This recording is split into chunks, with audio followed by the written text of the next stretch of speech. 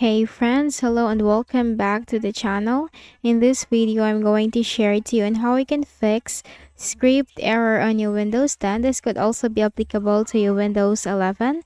So let's go quick into the process. This is just a very simple resolution for this. So without further ado, let's do not go around the bush and let's go quick into the solution.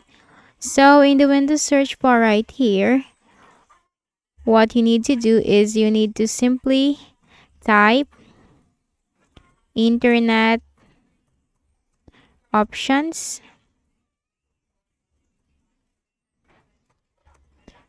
Internet options under the best match. Simply click on that. Now here in the internet properties, what you're going to do is simply click move this to the center.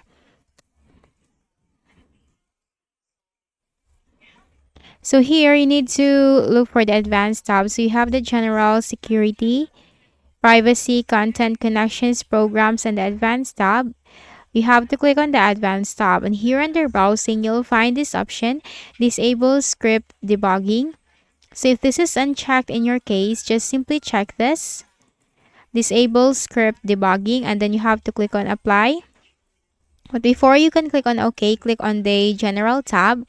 Then here you'll find the delete button, delete temporary files, history, cookies, save passwords, and web form information. Click on delete. Then here you'll find download history. Simply click on that and click on delete.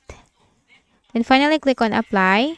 Once that is done, click on apply and click on OK. And after that, you might just have to restart your Windows. So right click at the start button, shut down or sign out, and restart your Windows. So that's it.